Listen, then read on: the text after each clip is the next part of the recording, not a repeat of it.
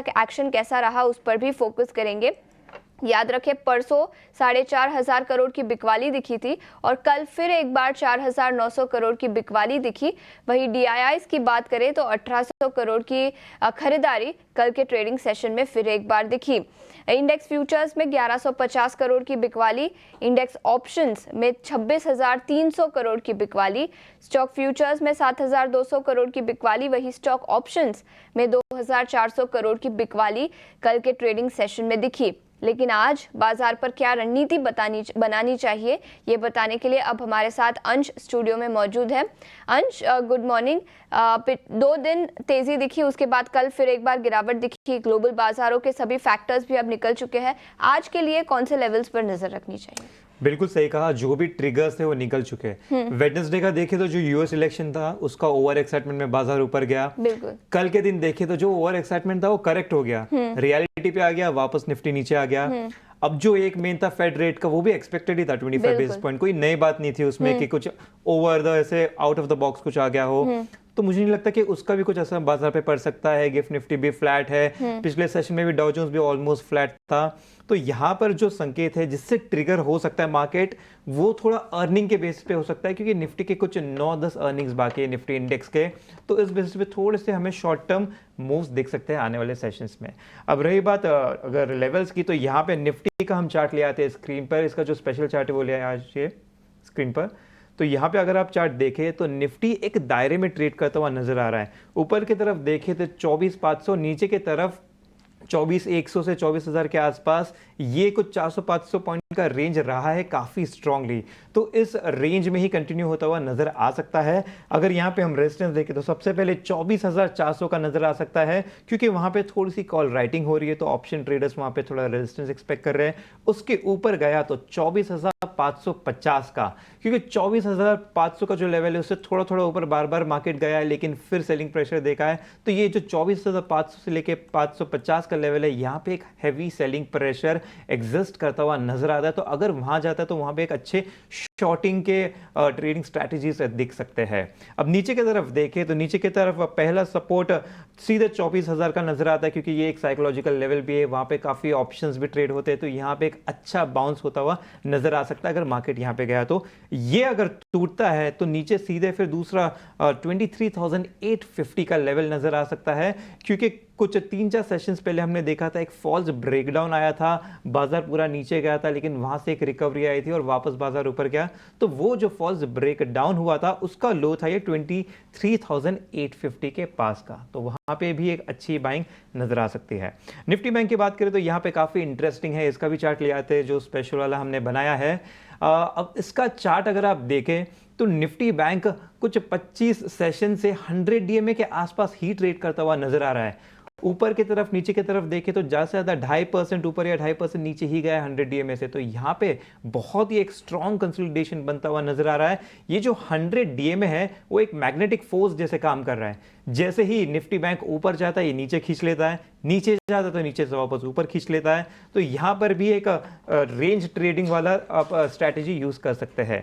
Levels की बात करें तो सबसे पहला रेजिस्टेंस हमें 50 to 300 पर नजर आ सकता है। ये पिछले सेशन का हाई था जहां से हमने बिकवाली देखी थी। इसका दूसरा अगर हम रेजिस्टेंस देखें तो सीधे 50 to 800 का नजर आता है, क्योंकि 3 अक्टूबर को एक गैप डाउन हुआ था। तो वो गैप जहां पर कवर होता है ये वो लेवल है, तो वहां पे भी एक अच्छा स्ट्रॉन्ग सेलिंग प्रेशर दिख सकता है। नीचे की तरफ सपोर्ट देख लेते हैं। यहाँ पे हमें 51,500 पर पहला सपोर्ट दिखता है निफ्टी बैंक पे, क्योंकि वहां पे थोड़ी सी पुट राइटिंग भी चल रही है। वहां से अगर फिसल के नीचे गिरता तो सीधे 600 पॉइंट नीचे जाकर जो ट्यूसडे का एक लो बना था वहां पे एक अच्छी खरीदारी होती हुई नजर आ सकती है। तो इन लेवल्स पर नजर रखें। बिल्कुल, तो ये कुछ लेवल्स इंडेक्स पर जहां पर आपको नजर रखनी चाहिए। अंश, शुक्रिया पूरी डिटेल्स के साथ हमारे साथ जुड़ने के लिए। लेकिन बाजार पर रणनीति बताने के लिए अब हमारे साथ KR चोकसी सिक्योरिटीज के हेमेन कपाड़िया भी जुड़ चुके हैं।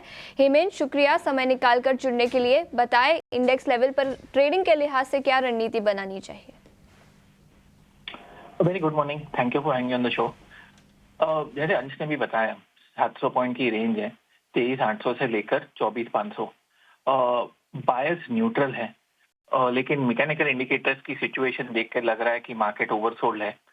24,100 के नीचे बंद आता है तो ही चिंता का कारण है, नहीं तो यहाँ पे कंसोलिडेशन करके थोड़े अपसाइड की कोशिश करेगा, लेकिन उसको सक्सेसफुल होने के लिए 24,492 के ऊपर क्लोजिंग देना जरूरी है। तो निफ्टी ट्रेड अवॉइड करें, और अगर ट्रेड करना है तो 24,100 के आसपास 51 पॉइंट के स्टॉप लॉस से, ये कैश लेवल्स है, 51 पॉइंट के स्टॉप लॉस से लॉन्ग कर सकते हैं, लेकिन ट्रेड अवॉइड करें तो बेहतर है जब तक ये रेंज में से अपसाइड ब्रेकआउट, डाउनसाइड की कोशिश कम, चांसेस कम है क्योंकि बहुत ही ओवरसोल्ड है, तो अपसाइड ब्रेकआउट पे ट्रेड कर सकते हैं।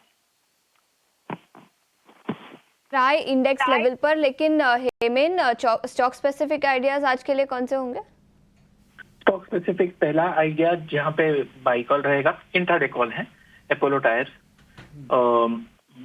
इंट्राडे में स्टॉक बॉटम हो चुका है 1 घंटा, 2 घंटा, 3 घंटे के चार्ट्स पे। अगर आप डेली चार्ट पे भी देखेंगे तो पॉजिटिव डाइवर्जेंस है, ऑसिलेटर्स बाय में आ चुके हैं, तो एक बाउंस की उम्मीद कर रहे हैं। 585 से लेकर 475 तक की गिरावट हुई है, एक रिकवरी है, रैली नहीं है। इंट्राडे के लिए 497 के आसपास की एंट्री, 492 का स्टॉप लॉस और 507 का टारगेट कंडीशनल बाय कॉल रहेगा। दूसरा स्टॉक है जहां पे आज की रणनीति रहेगी, वो है Birla soft, B soft. Logic same है, स्टॉक ने लोअर बॉटम किया, इंडिकेटर्स ने हायर बॉटम किया, टेक्निकली पॉजिटिव डाइवर्जेंस दिखी है और मैकेनिकल इंडिकेटर्स क्रॉसओवर बाय दे चुके हैं। और जो 3 दिन की बढ़त थी वहां पे भी छोटा रिट्रेसमेंट, कल मार्केट घटा है तो उसके साथ बी सॉफ्ट भी घटा है, तो छोटा रिट्रेसमेंट भी दे दिया है। अभी घटने के बाद बाउंस की उम्मीद है। सेटअप पॉजिटिव हो चुका है डेली चार्ट पे, तो बी सॉफ्ट 570 के आसपास की एंट्री, कंडीशनल बाय कॉल है 2-3 रुपए नीचे, 565 का स्टॉप लॉस और 580 का टारगेट। ये इंट्राडे के लिए बाय कॉल रहेगा बी सॉफ्ट। तो इंट्राडे ट्रेडिंग के लिहाज से बिरला सॉफ्ट पर खरीदारी की राय, और इसी के साथ अपोलो टायर्स पर भी 507 रुपए प्रति शेयर का लक्ष्य। हेमेन, शुक्रिया समय निकालकर हमारे साथ जुड़ने के लिए। आगे बढ़ते हैं, और परसों की गिरावट के बाद कल एक बार फिर थोड़ा सा रिबाउंड दिखा, सोने और चांदी पर कौन से लेवल्स पर नजर रखनी चाहिए? Good morning. देखिए, कल यूएस में इंटरेस्ट रेट भी कट हुए हैं और कल हमने एक इंटरेस्ट रेट के बाद बाउंस बैक आते हुए देखा, मगर कहीं ना कहीं एक हायर लेवल पे रेजिस्टेंस भी फेस होता हुआ दिख रहा है। अगर हम गोल्ड की इंटरनेशनल लेवल्स की बात करें तो करीबन 2710, 2720 काफी स्ट्रॉन्ग रेजिस्टेंस है। हमें लगता है कि वहां पर आके अगेन एक प्रॉफिट बुकिंग देखने को मिल सकती है। सिल्वर भी हम देख रहे हैं कि $33 पे रेजिस्टेंस फेस कर रहा है, तो यहाँ पर भी $33 का एक स्ट्रॉन्ग रेजिस्टेंस रहेगा। डोमेस्टिक मार्केट में हमें लगता है कि सिल्वर के अंदर सेल ऑन राइज की स्ट्रेटेजी यूज कर सकते हैं। करीबन 93,500 के आसपास लेवल्स मिले तो बिकवाली का ट्रेड लें, 94,100 का स्टॉप लॉस लगाए, टारगेट करीबन 91,500 तक देखा जा सकता है। तो सिल्वर में हमें लगता है कि सेल ऑन राइज की स्ट्रेटेजी यूज कर सकते हैं। की स्ट्रैटेजी सिल्वर पर, ये थी राय प्रेशियस मेटल्स पर, लेकिन इसके अलावा ब्रेंट क्रूड और बेस मेटल्स, यहाँ पर क्या नजर होगी आपकी? देखिए, क्रूड के अंदर हमें लगता है कि एक बाउंस बैक आ सकता है। क्रूड के अंदर हमने कल एक रिकवरी भी देखी थी, तो क्रूड में खरीदारी की सलाह रहेगी करीबन 6,035 के आसपास।